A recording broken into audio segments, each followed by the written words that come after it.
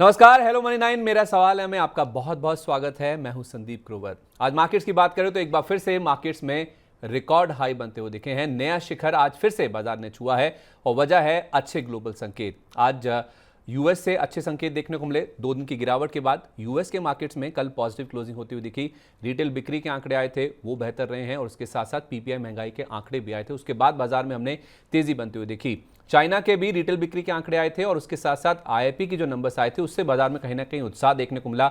जैसा अनुमान था उससे अच्छे नंबर आते हुए दिखे, तो उससे भी कहीं ना कहीं ग्लोबल अर्थव्यवस्था को लेकर जो मूड माहौल है वो सुधरता हुआ दिखा है। तो उसका फायदा कहीं ना कहीं आज मार्केट में साफ तौर पर देखने को मिल रहा है।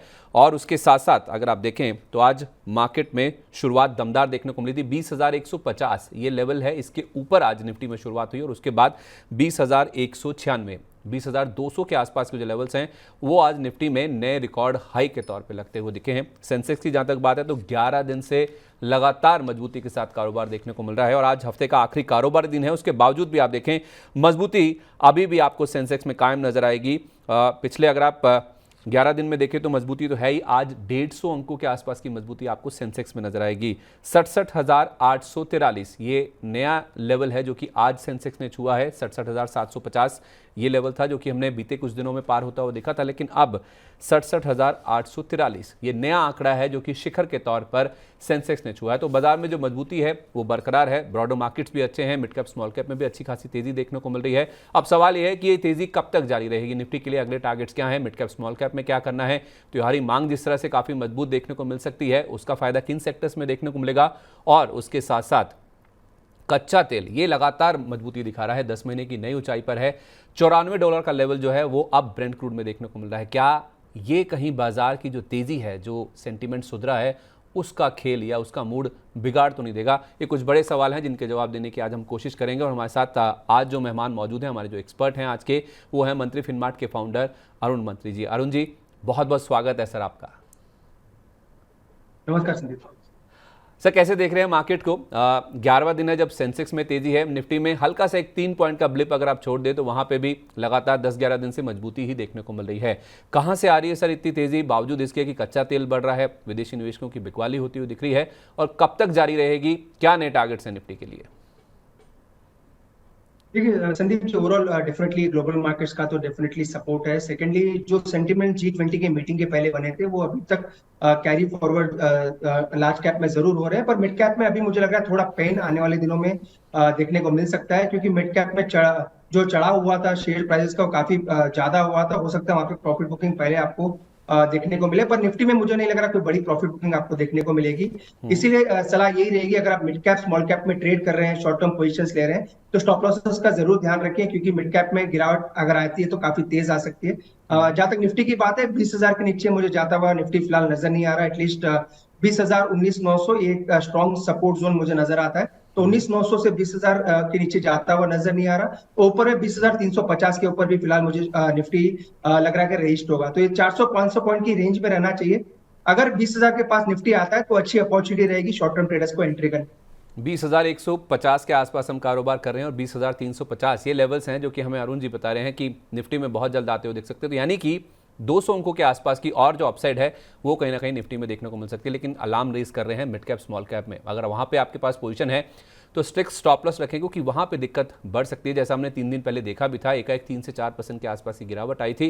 तो थोड़ा कॉशियस हो जाए। अगर आपके पास मिड कैप स्मॉल कैप हैं तो स्टॉप लॉसेस जो आपके हैं उनको आप बहुत स्ट्रिक्टली फॉलो करें। ये राय फिलहाल निकल के सामने आ रही है। जल्दी से आप सवाल जवाब का सिलसिला शुरू करते हैं। पहले आपको हमारा नंबर बता देते हैं जिसके जरिए आप अपने सवाल हम तक पहुंचा सकते हैं। 9311121874 ये हमारा नंबर है जिसके जरिए आप अपने सवाल हमें व्हाट्सएप के जरिए, ईमेल के जरिए या फिर फ़ोन लाइन के जरिए, आपके लिए हम 1 से 2 फ़ोन लाइन हमारी खुली हुई है, आप अपने सवाल हम तक पहुंचा सकते हैं। और बहुत सारे दर्शक हैं जो कि हमारे यूट्यूब पेज पे ऑलरेडी हमारे साथ जुड़ भी चुके हैं, अपने सवाल हमारे साथ शेयर करना शुरू कर चुके हैं। एक एक करके उनके सवाल लेने की कोशिश करते हैं। अरुण जी हमारे साथ मौजूद हैं। अमित जी, पहला सवाल अरुण जी, हमारा जो पहला सवाल है वो अमित जी की ओर से आया है। अमित कनौजिया हैं, फेडरल बैंक। उन्होंने सवाल पूछा है। 126 क्वांटिटी उनके पास है और 126 का रेट है उनका और 100 क्वांटिटी उनके पास है। 6 महीने का व्यू है और इसके साथ साथ एक सरकारी बैंक भी है, कैनरा बैंक। उन्होंने जो खरीदा है 322 रुपये पे खरीदा है और क्वांटिटी उनके पास है 50। तो एक निजी बैंक है और एक सरकारी बैंक है। दोनों पे आपकी राय चाहिए सर। 126 का लिया हुआ फेडरल बैंक तो 147 रुपये के आसपास आ गया। निजी बैंक को रखें या फिर सरकारी बैंक को रखें या दोनों को होल्ड करें? देखिए संदीप जी, वैसे तो दोनों ही स्टॉक अच्छे चुने हैं, पर कैनरा बैंक में मेरा व्यू ज्यादा बुलिश है। मुझे लग रहा है पीएसयू बैंक्स में अभी भी काफी हीट रह सकती है और आने वाले दिनों में हो सकता है पीएसयू बैंक्स एक बड़े अंतर से प्राइवेट बैंक्स को आउट परफॉर्म करे। तो कैनरा बैंक तो डेफिनेटली होल्ड करने की राय रहेगी।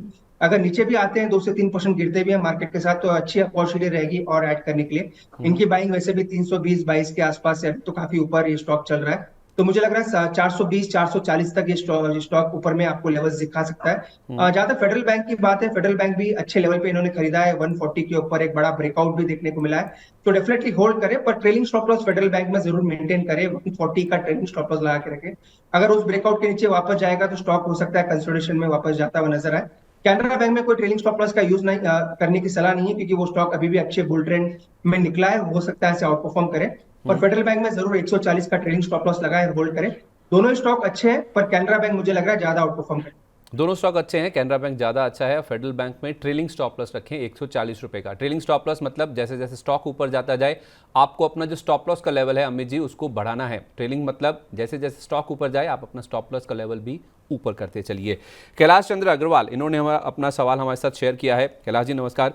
नेशनल फर्टिलाइजर यानी कि NFL एवरेज प्राइस है 72 रुपये 50 पैसे का।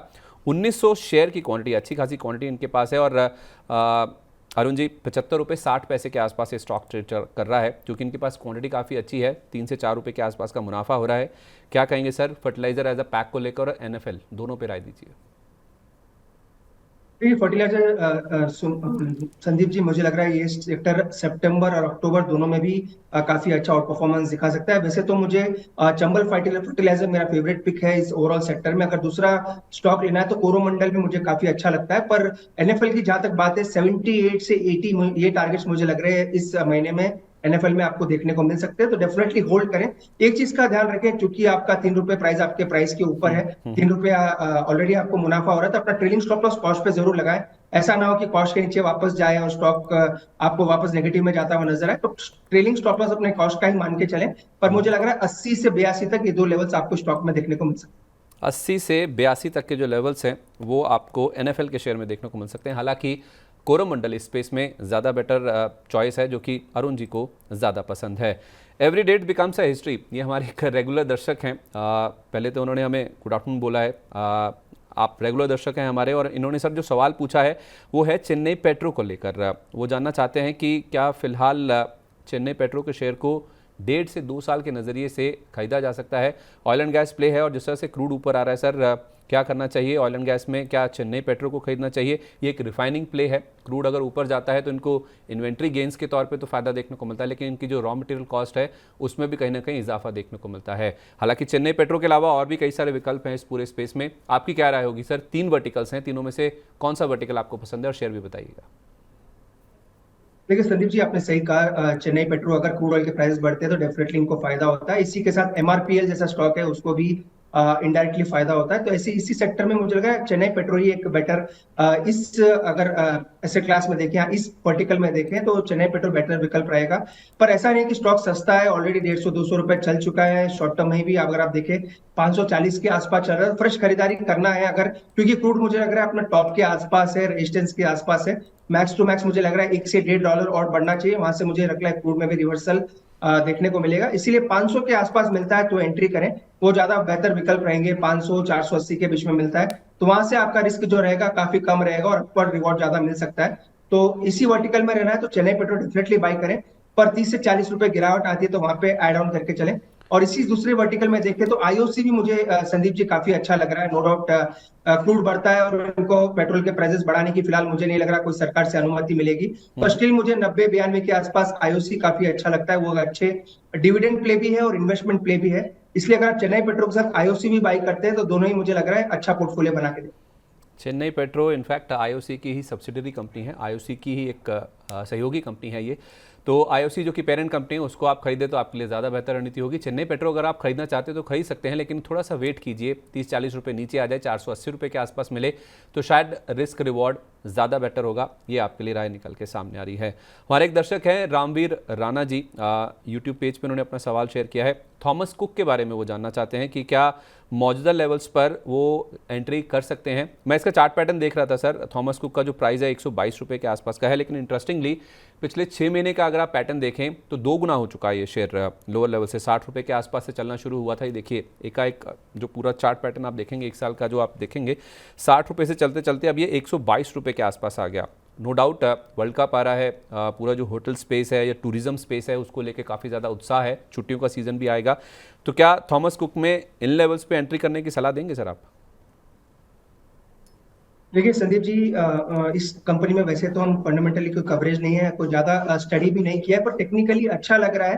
पर अपने रेजिस्टेंस के आसपास है, जो प्रीवियस पीक से 125 के आसपास, उसी के आसपास वापस ट्रेड कर रहा है। तो मुझे लग रहा है रिस्क रिवॉर्ड यहाँ से फेवरेबल नहीं है, क्योंकि स्टॉक ऑलरेडी बड़ा मूव दिखा चुका है। इसी थीम को प्ले करना है तो दूसरे स्टॉक्स अच्छे आपको देखने को मिल सकते हैं। इज माई ट्रिप भी मुझे लग रहा है एक अच्छा प्ले है, काफी नीचे के लेवल्स के आसपास मिल रहा है। इंडियन होटल्स हो गया, वो भी मुझे लग रहा है काफी अच्छा कर सकता है। लेमन ट्री है जो भी इसी मोरल इसी सेक्टर के आसपास नजर आता है, क्योंकि थॉमस कुक एक kind of travel advisory kind of company है। वहां पे ज्यादा वो लोग एडवाइज और बुकिंग वगैरह के बिजनेस में काम करते हैं।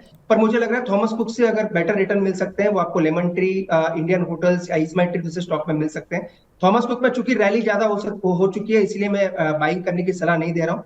इसी स्पेस में रहना है तो बेटर है आप इंडियन होटल्स या फिर लेमन ट्री में जाके स्विच हो जाए, या नए फ्रेश बाइंग करना चाहे वो भी कर सकते हैं।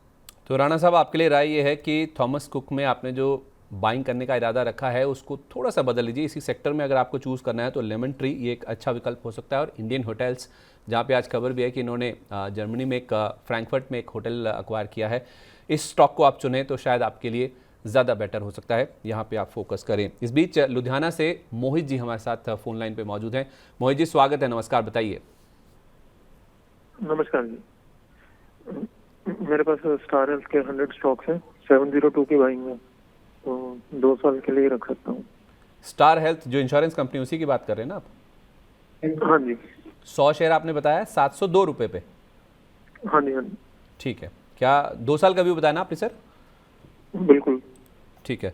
अरुण सर, स्टार हेल्थ इनके पास 100 क्वांटिटी है, 702 रुपये का इनका एंट्री प्राइस है, 650 रुपये के आसपास ये स्टॉक अभी आ चुका है। क्या करना चाहिए sir insurance as a space को लेके, आपकी क्या राय है? क्योंकि आज भले ही इसमें 3% के आसपास का अप मूव है, लेकिन इनके प्राइस से करीब करीब 50 रुपये नीचे है। क्या राय होगी सर आपकी? देखिए डेफिनेटली संदीप जी, होल्ड करने की राय रहेगी। 750-800 मुझे लग रहा है वापस टारगेट प्राइसेस देखने को मिलेंगे।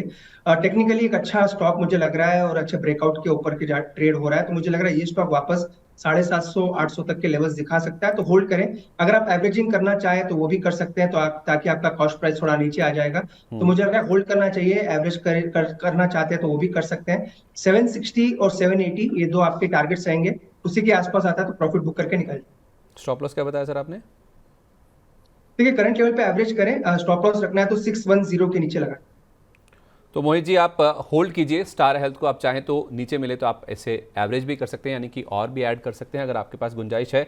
760 780 ये ऊपर की तरफ आपके टारगेट होंगे, लेकिन ध्यान रहे अगर आपको होल्ड करना है 610 रुपये ये आपका स्टॉप लॉस का लेवल है, इसे आप ज़रूर ध्यान से फॉलो कीजिए। आपके लिए ये राय निकल के सामने आ रही है। इस बीच हमारे एक दर्शक हैं राजेश नरूला जी, उन्होंने हमारे यूट्यूब पेज पे अपना सवाल शेयर किया है। इरकॉन के 500 शेयर उनके पास है सर, 160 रुपये ये उनका प्राइस है। 6 महीने वो होल्ड कर सकते हैं, लेकिन दिक्कत की बात है शायद इन्होंने थोड़ा सा हायर लेवल्स पे स्टॉक को ले लिया है, वहाँ से करीब 15 रुपये ये नीचे कारोबार कर रहा है। Overall railway as a pack को लेकर क्या रणनीति बन रही है सर? जो 3 दिन पहले गिरावट शुरू हुई थी, उसके बाद कुछ एक ऐसे रेलवे स्टॉक्स हैं जहाँ पे हम देख रहे हैं कि सस्टेन्ड प्रॉफिट बुकिंग कहीं ना कहीं लगातार देखने को मिल रही है। क्या राय होगी सर इरकॉन पे? देखिए संदीप जी, एक बात तो क्लियर है, जिस हिसाब से न्यूज फ्लोज आ रहे हैं वो एक मोमेंटम जो स्टॉक में बनना था वो ऑलरेडी बन चुका है। यहाँ से वैसा मोमेंटम आपको देखने को नहीं मिलेगा जो पिछले 10 या 15 दिन में स्टॉक में देखने को मिला है। पर इनके प्राइसेस मुझे लग रहा है वापस आ जाएंगे, ऐसी कोई दिक्कत वाली बात नहीं है। अभी भी स्टॉक्स मुझे लग रहा है अच्छे बुलिश मोमेंटम में है, almost flavour of the market रहेगा। और जैसे जैसे इलेक्शंस आएंगे वैसे वैसे आपको रेलवे डिफेंस ऐसे स्टॉक्स में मोमेंटम और देखने को मिलेगा। तो डेफिनेटली इनके प्राइसेस तो आ जाएंगे, पर कोई बड़े रिटर्न्स यहाँ से बनेंगे ये मुझे लग रहा है आने वाले क्वार्टर्स के रिजल्ट्स के ऊपर ज्यादा डिपेंड रहेगा। इसलिए प्राइसेस तो डेफिनेटली आएंगे, तो होल्ड करें। 135 140 के नीचे मिलता है तो और ऐड करें, वहां पे एडिंग करेंगे तो आपका कॉस्ट प्राइस थोड़ा नीचे आ जाएगा। मुझे लग रहा है वापस ये स्टॉक 160 165 के लेवल्स दिखा सकता है। डिप पे एवरेज करें, पर कोई बड़े रिटर्न्स मुझे नहीं लग रहा है इस स्टॉक में आपको देखने को मिलेंगे। आपके कॉस्ट प्राइस के ऊपर से जरूर निकलता हुआ नजर। एक स्टॉप लॉस भी दे दीजिए सर। ठीक है संदीप, स्टॉप लॉस की बात करें तो 129 के नीचे अपना स्टॉप लॉस लगाएं, तो वो अभी भी काफी दूर है, 15 रुपए आप कह सकते हैं 15 से 17 रुपए दूर है। और स्टॉप लॉस वही बैठता है। 135 140 के आसपास आता तो एड ऑन करने या एवरेजिंग करने की भी सलाह है। परफेक्ट सर, 135 140 इन लेवल्स पे मिले तो आप और भी ऐड कर सकते हैं राजेश जी। और आपके लिए राय है कि 129 रुपये का आप स्टॉप लॉस लगा लें। बहुत बड़ी अपसाइड आएगी उसकी गुंजाइश तो नहीं है, लेकिन हाँ अरुण जी आपको ये तो बता रहे हैं कि आपका जो प्राइस है 160 रुपये जहाँ पे आपने एंटर किया था वो प्राइस आ जाएगा, तो वहाँ पे आप चाहें तो अपना जो मुनाफा है या अपनी जो पोजीशन है उसे स्क्वायर ऑफ कर लें, एवरेज कर लेंगे तो आपको हो सकता है इसमें मुनाफा भी होता हुआ दिखे। इस बीच लक्ष्मण जी हमारे साथ फोन लाइन पर मौजूद हैं। लक्ष्मण जी नमस्कार, कहाँ से बोल रहे हैं?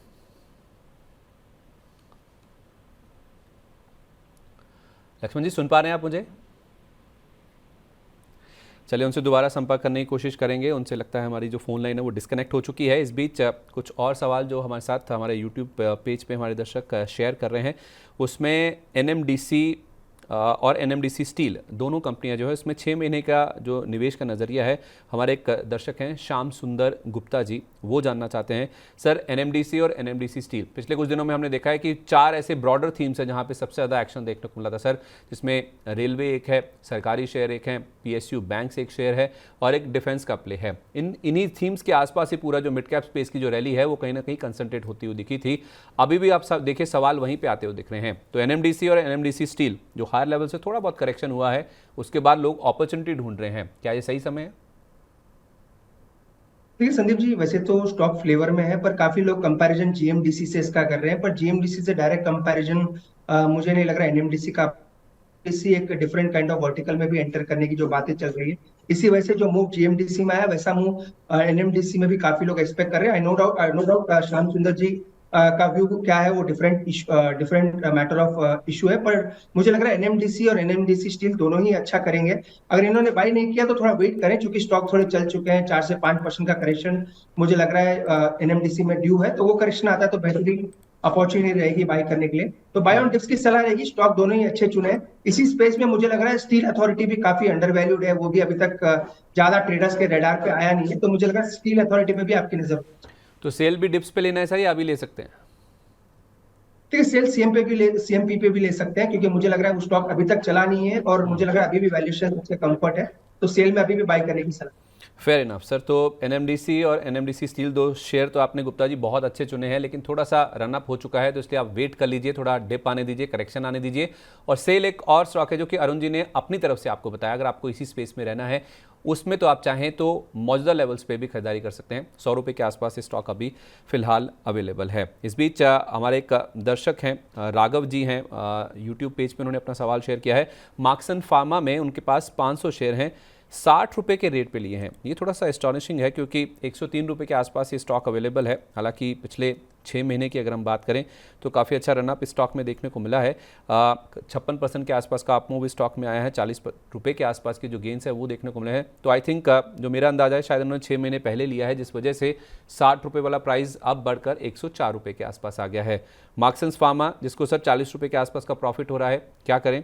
500 क्वांटिटी उनके पास। संदीप जी, यूजुअली जब भी आपको 20 से 30 या 40% का कभी भी आपको मुनाफा होता है तो ट्रेलिंग स्टॉप लॉसेस काफी यूज आते हैं, ताकि आप रैली को भी मिस न करें और अपना प्रॉफिट भी लॉक इन करें। तो मुझे लग रहा है 90 रुपीज का ट्रेलिंग स्टॉप लॉस जरूर लगाना चाहिए। 90 इसीलिए कह रहा हूँ क्योंकि 100 से 200 डे मूविंग एवरेज जो है वो 90 के आसपास ही है, तो 90 का ट्रेलिंग स्टॉप लॉस ला के होल्ड करें। मुझे लग रहा है यहाँ से भी स्टॉक वापस 115 तक के लेवल दिखा सकता है, तो होल्ड करें। 90 का stop loss trailing stop loss लगाएं, 115 से 120 का इमीडिएट।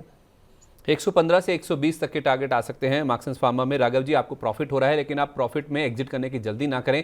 एक ट्रेलिंग स्टॉप लॉस लगा लीजिए 90 रुपये का। ऊपर में 115 120 तक के जो टारगेट्स हैं वो स्टॉक में देखने को मिल सकते हैं। एक लिकर स्पेस की कंपनी है सर, रेडिको खैतान, 400 क्वांटिटी है। हमारे दर्शक हैं राहुल पांडे, उनके पास, उन्होंने अपना सवाल शेयर किया है और 400 क्वांटिटी जो उन्होंने ली है रेडिको खैतान की, वो 906 रुपये का प्राइस है उनका, जहां पे उन्होंने ये खरीदारी करी है। क्या राय होगी sir? Liquor as a space में हमने देखा है कि यूनाइटेड स्पिरिट्स में काफ़ी अच्छे गेंस बनते हुए देखे। इनफैक्ट रेडिको खैतान भी अगर आप देखें तो 1236 रुपये के आसपास ट्रेड कर रहा है। जो इनकी खरीद का भाव है वो 906 रुपये का है।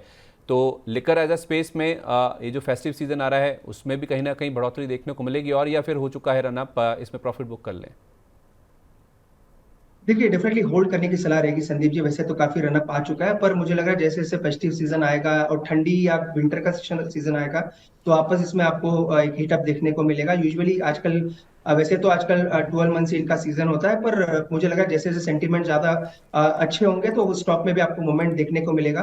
जहां तक टारगेट्स की बात है, 1350 1400, मुझे लग रहा है ये टारगेट्स वापस आपको देखने को मिल सकते हैं। होल्ड करें स्टॉक को, और 1100 का अगर आप ट्रेलिंग स्टॉप लॉस लगाना चाहे तो 1100 का इसका इमीडिएट सपोर्ट है, उसका ट्रेलिंग स्टॉप लॉस लगाएं। मुझे लग रहा है 1350 से 1400 तक के लेवल्स वापस स्टॉक में देखने को मिल सकते हैं। 1350 से 1400 रुपये तक के जो टारगेट्स हैं वो देखने को मिल सकते हैं। अरुण जी, आप कह रहे हैं कि 12 महीने का समय, मैंने फेस्टिव सीजन की बात करी तो हमारे पीसीआर में कुछ लोग हैं जो कि इस चीज़ को लेके कंसर्न रेज कर रहे हैं कि फेस्टिव सीजन में कौन कंज्यूम करता है। तो शायद आपके सवाल से हमारे जो पीसीआर के लोग हैं उनको भी जवाब मिल गया होगा कि 12 महीने इसका सीजन रहता है, और लिकर की जो डिमांड है वो हमने काफ़ी मजबूत आती हुई देखी है, जिस वजह से हम देख रहे हैं कि लिकर स्टॉक्स जो हैं, लिकर स्पेस के जो स्टॉक्स हैं उनमें रिटर्न भी काफ़ी अच्छे देखने को मिले हैं। इस बीच जसजीत सिंह चावला, ये हमारे एक दर्शक हैं, उन्होंने कमिंस इंडिया पे अपना सवाल पूछा है। सर, उनके पास 500 शेयर हैं, 1150 रुपये उनकी क्वांटिटी है। वही जानना चाहते हैं कि एक तो वो मुनाफे में है, क्या इसको वो भुना लें, अपना मुनाफा बुक कर लें, या और ऐड करें, इसमें और ऊपर जाने की गुंजाइश है? क्योंकि वो ये कह रहे हैं कि उनके पास 2 से 3 साल का समय है। तो कमिंस इंडिया में जो उन्होंने खरीद का भाव बताया उससे ऊपर ये शेयर ट्रेड करता हुआ दिखा है। तो पहले तो ये बताइए कि क्या मुनाफा वसूली कर लें, और क्या ये और भी ऐड कर सकते हो, क्योंकि 1750 रुपये के आसपास ये स्टॉक आ गया है और उनका जो एंट्री प्राइस था 1150 रुपये का है। पर शेयर 600 रुपये का प्रॉफिट है। देखिए, पहले तो संदीप जी काफी अच्छी एंट्री इनकी हुई है, तो डेफिनेटली होल्ड करने की सलाह रहेगी। और ट्रेलिंग स्टॉप लॉस अगेन इसमें भी एक बेहतरीन निकल के आ रहा है, जो कि क्लियरली ट्रेलिंग स्टॉप लॉस निकल के आ रहा है, वो 1620 रुपए का है। 1620 जो है इसके रिसेंट लोज है, अगर उसके नीचे जाएगा तो स्टॉक में वीकनेस देखने को मिल सकती है। तो पहला तो काम ये करें कि 1620 का ट्रेलिंग स्टॉप लॉस लगाएं। ऊपर में मुझे लग रहा है ये स्टॉक डेफिनेटली मोमेंटम दे सकता है, क्योंकि एक पावर का भी प्ले कर सकते हैं, पावर का इनडायरेक्टली प्ले है। सेकंड, कैपेक्स जैसे जैसे बढ़ रहा है तो वैसे ऐसे कंपनीज को फायदा होगा जो इंफ्रा पावर स्पेस में है। तो मुझे लग रहा है ये स्टॉक काफी अच्छा कर सकता है। 1850 1900 तक के भी लेवल्स देखने को मिल सकते हैं। तो 1620 का ट्रेलिंग स्टॉप लॉस लगाएं और 1850 1900 का टारगेट रखें। और सेकंड, और एक चीज लिकर की जो बात हुई थी संदीप जी, मेरा मतलब फेस्टिव सीजन का ये था कि आने वाले दिनों में 2 से 3 दिन, तो 2 से 3 बड़े इवेंट्स होने वाले हैं। वर्ल्ड कप का इवेंट आने वाला है, प्लस विंटर सीजन आने वाला है, और थोड़ा जब भी ऐसा माहौल बनता है तो फेस्टिव काइंड ऑफ माहौल होता है, तो वहीं पे आपको ज्यादा लिकर, होटल्स वगैरह के स्टॉक चलते हुए नजर। सर, यही सवाल था। हमारे जो पीसीआर में लोग बैठे हैं वो ये कह रहे हैं कि फेस्टिव सीजन में कौन कंज्यूम करता है, तो आपने उनका भी जवाब दे दिया है, ये अच्छी बात है। इनफैक्ट इसकी जो डिमांड है वो इनइलास्टिक है, क्योंकि जिनको कंज्यूम करना है सर वो प्राइस भी नहीं देखते हैं और वो टाइम माहौल भी नहीं देखते हैं। लेकिन हाँ, फेस्टिव सीजन के दौरान हम देखते हैं कि इनकी जो मांग है वो कहीं ना कहीं और ज़्यादा आगे बढ़ती हुई दिखती है। राजेंद्र जी यूट्यूब पे उन्होंने अपना सवाल शेयर किया है। सर, 2 स्पेस उन्होंने बोला है, एक है केमिकल स्पेस और दूसरा है फार्मा स्पेस। इन दोनों सेक्टर्स में से कोई एक ऐसा अच्छा शेयर जो आप रिकमेंड करना चाहेंगे 1 साल के नज़रिए से, ये जानना चाहते हैं। इन दोनों स्पेस में से कोई एक अच्छा शेयर। देखिए संदीप जी, काफी क्लियर क्वेश्चन इन्होंने पूछा है। ये चीज काफी अच्छी है कि 2 सेक्टर्स उन्होंने डिफाइंड किया और एक ही शेयर उन्होंने पूछा है। तो दोनों में से ही मुझे एक बायोकॉन मुझे काफी अच्छा लगता है। फार्मा सेक्टर में अभी तक चला नहीं है और ओवरऑल मोमेंटम अभी धीरे धीरे बनना शुरू हुआ है, तो यहाँ से लगता है मुझे बायोकॉन काफी बड़ा आउट परफॉर्मर रह सकता है। दूसरा स्टॉक, अगर वैसे तो उन्होंने एक ही स्टॉक पूछा है, पर और एक दूसरा स्टॉक का अगर बात करें तो स्ट्राइड्स फार्मा भी मुझे लग रहा है वो स्टॉक भी काफी अच्छा कर सकता है। तो बायोकॉन पहली प्रीफर्ड पिक रहेगी। जहां तक केमिकल्स की बात है संदीप जी, केमिकल्स में वैसे तो कोई डायरेक्ट प्ले नहीं है, पर टाटा केमिकल मुझे अच्छा लगता है, जो कि एक कांग्लोमेरेट है केमिकल इंडस्ट्री में। सेकंड, नोसिल मुझे काफी अच्छा लगता है, 240 के आसपास चल रहा है, वो भी एक कह सकते हैं एग्रोकेमिकल बिजनेस में, तो नोसिल को भी आप अपने रेडार पर रख सकते हैं। तो दो दो स्टॉक मैंने दिए, एक फार्मा में स्टार और बायोकॉन, और केमिकल्स में अगर देखें तो टाटा केमिकल्स, और मिड कैप में अगर थोड़ा रिस्क ले सकते हैं तो नोसिल भी मुझे काफी अच्छा लगता है।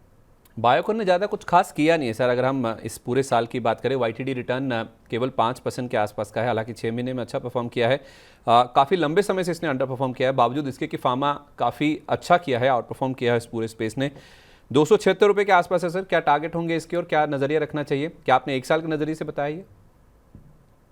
संदीप जी, डेफिनेटली 9 से 12 महीने का व्यू रहेगा। मुझे लग रहा है 350 तक के लेवल्स, 350 380 तक के लेवल्स देखने को मिल सकते हैं, क्योंकि बड़ा अंडर परफॉर्मर रहा है और ऐसे स्टॉक्स आपको प्ले करना है जहां पे अभी मूवमेंट नहीं आया, प्लस लोअर लेवल्स के आसपास मिल रहे हैं, फंडामेंटली स्ट्रॉन्ग है, क्योंकि मार्केट ऑल टाइम हाइस के पास है। जो स्टॉक चले हैं उनमें प्रॉफिट बुकिंग भी देखने को मिलेगी। पर बायोकॉन जैसा स्टॉक जो अभी चला नहीं है, हो सकता है किसी ट्रिगर का वेट कर रहा है, ओवरऑल टेक्निकली अच्छा बेस बना के नीचे से निकल रहा है, तो मुझे लग रहा है ये स्टॉक काफी अच्छा कर सकता है। केमिकल्स की तो अगेन संदीप जी आपको भी स्टोरी पता है, यूरोप में केमिकल और चाइना में केमिकल के प्राइसेस जो है थोड़े शूट अप हो रहे हैं, तो उसका फायदा केमिकल स्टॉक्स को जरूर मिलता है। जो सोडा या की बात चलती है, जो टाटा केम का डायरेक्ट प्रोडक्ट है, उसके भी प्राइसेस में थोड़ा बहुत इजाफा देखने को मिल रहा है। इसलिए टाटा केम तो डेफिनेटली नो ब्रेनर है, वो तो आपको डेफिनेटली केमिकल स्पेस में बाई कर सकते हैं। नोसिल एक इनडायरेक्ट प्ले रहेगा, उसको भी आपको बाई करने की सलाह रहेगी। बायोकॉन और स्टार ऐसे चले नहीं है, इसलिए अंडर परफॉर्मर लग रहे हैं। मुझे लग रहा है यहाँ से अंडर आउट परफॉर्म जरूर कर सकते हैं, तो चारों स्टॉक में से कौन सा भी दो स्टॉक आप बाय करके चल सकते हैं। स्ट्राइड्स फार्मा भी एक स्टॉक है जो कि आपने बताया, जो पहले स्ट्राइड्स आर्कोलैब के नाम से हम जानते थे, इस स्टॉक में आ जाएंगे। इनफैक्ट खबर भी है कि इनको एक HIV का इनका ड्रग है जिसके लिए कुछ शुरुआती मंजूरी इनको मिली। स्टॉक में 8% तक का आप मूव भी देखने को मिला है। और केमिकल स्पेस से टाटा केमिकल और एक इनडायरेक्ट प्ले है नोसिल, इसको आप चाहें तो राजेंद्र जी पिक कर सकते हैं। इन दोनों में से कोई, इन चारों में से कोई भी शेयर आप पिक कर सकते हैं। Biocon, strides pharma, Tata chemical और नोसिल, आपको 4 शेयर बताए गए हैं एक साल के नज़रिए से। साउथ इंडियन बैंक, इसको लेकर हमारे एक दर्शक हैं शेयर बाजार ज्ञान, इनका यूट्यूब का पेज है जिसके जरिए इन्होंने अपना सवाल शेयर किया है। साउथ इंडियन बैंक के 5000 शेयर हैं सर इनके पास, क्वांटिटी काफ़ी ज़्यादा है। 23.90 पर इन्होंने खरीदे हैं। क्या टारगेट हो सकते हैं? वो जानना चाहते हैं कि क्या इसमें 30 से 40 रुपये तक के टारगेट्स भी देखने को मिल सकते हैं, क्योंकि उनके पास क्वांटिटी काफ़ी ज़्यादा है, तो बड़ा प्ले वो चाहते हैं। अभी उनको करीब 50-60 पैसे के आसपास का मुनाफा हो रहा है। क्या राय होगी सर, आ जाएंगे 30 से 40 के टारगेट? देखिए संदीप जी, चार्ट के हिसाब से तो डेफिनेटली लग रहा है 30 से 32 का लेवल तो जरूर देखने को मिल सकता है, क्योंकि स्टॉक बड़ा आउट परफॉर्मर रहा है, बड़े ब्रेकआउट्स के ऊपर ही ट्रेड कर रहा है, तो 30 से 32 तक के लेवल्स मुझे लग रहा है मिलेंगे। थोड़ा वेट अगर कर सकते हैं या थोड़ा कंसोलिडेशन के बाद स्टॉक चलने के आसार ज्यादा नजर आ रहे हैं, तो अगर थोड़ा लंबा नजरिया रखते हैं तो मुझे लग रहा है 30 से 32 तक के टारगेट्स देखने को मिल सकते हैं। 40 की बात तो नहीं करूंगा, क्योंकि टेक्निकल्स में फिलहाल मुझे 40 तक के लेवल्स नजर नहीं आ रहे, पर 30 से 32 तक के लेवल्स मुझे नजर आ रहे हैं, और वहां पे आता है तो मुझे लग रहा है एक बार इनको अपना प्रॉफिट बांध लेना चाहिए। ठीक है, तो 32 से 32 के जो लेवल्स हैं वो तो चार्ट पे नज़र आते हैं, लेकिन 40 रुपये तक की चाल आ जाएगी साउथ इंडियन बैंक के शेयर में, फिलहाल ऐसा नज़र नहीं आता हुआ नज़र आ रहा है। MTNL सर एक सरकारी कंपनी है, इसमें आज काफ़ी अच्छी एक्टिविटी देखने को मिली। 11% के आसपास का अपमूव है। पिछले कुछ समय में काफ़ी सस्टेन्ड अपमूव हमने कई सारी सरकारी कंपनियों में देखने को मिला है, और ITI में जिस तरह से मूव आया उसके बाद अब MTNL भी कहीं ना कहीं कैचअप करता हुआ दिख रहा है। इसका जो 52 वीक हाई है 30 रुपये 35 पैसे का है, और आज का जो हाई है 28 रुपीज़ 59 पैसा, यानी कि अपने 52 वीक हाई से 2 रुपये से भी कम की दूरी स्टॉक में देखने को मिल रही है। लग जाएंगे सर 52 वीक हाई? मौजूदा लेवल्स पे भी खरीद सकते हैं, जिनके पास है वो मुनाफा वसूली कर लें। ये मुझे लग रहा है संदीप जी डेफिनेटली लग सकते हैं, 32 तक के लेवल्स आ सकते हैं स्टॉक में। बड़े ब्रेकआउट की तैयारी है, वॉल्यूम्स काफी अनइवन है और काफी हाई वॉल्यूम्स के साथ लास्ट एक हफ्ते में स्टॉक में ट्रेडिंग हो रही है, तो 32 तक के मुझे लग रहा है इस स्टॉक में लेवल्स आ सकते हैं, तो होल्ड करें। जिनके पास बाइंग है डेफिनेटली होल्ड करके रख सकते हैं, 32 के ऊपर में टारगेट। ठीक है, तो ये राय है फिलहाल MTNL की। जहाँ तक बात है, काफ़ी अच्छा एक्शन स्टॉक में देखने को मिल रहा है, और हो सकता है ये कंटिन्यू होता दिखे भी आने वाले समय के लिए। काफ़ी सारे हमारे दर्शक हैं जो कुछ कह रहे हैं कि हमने PSU बैंकों की रैली मिस कर दी है, लेकिन कुछ एक कह रहे हैं कि हमने आपकी राय सुनकर काफ़ी ज़्यादा पैसा कमाया भी है। तो लगातार आप हमारे साथ बने रहिए। आप चाहें तो हमारा जो नंबर है 9311121874, आप नोट कर लीजिए, अपने सवाल हमें भेजिए व्हाट्सएप के ज़रिए। आप चाहें तो ईमेल आईडी हमारी यूज़ कर सकते हैं money9query@tv9.com। अपना सवाल आप हमारे साथ शेयर कीजिए। कहाँ से आप भेज रहे हैं अपना सवाल, कितने शेयर आपने ले रखे हैं, कौन सा शेयर है, क्या प्राइस पे आपने एंटर किया है, क्या व्यू है आपका, ये सब अगर आप शेयर करेंगे तो आपके सवाल के जवाब देने में हमारे एक्सपर्ट्स को काफ़ी ज़्यादा आसानी होगी। तो आप अपने सवाल हम तक लगातार पहुँचाते रहिए। आप चाहें तो हमें फ़ोन लाइन के ज़रिए भी अपने सवाल पूछ सकते हैं।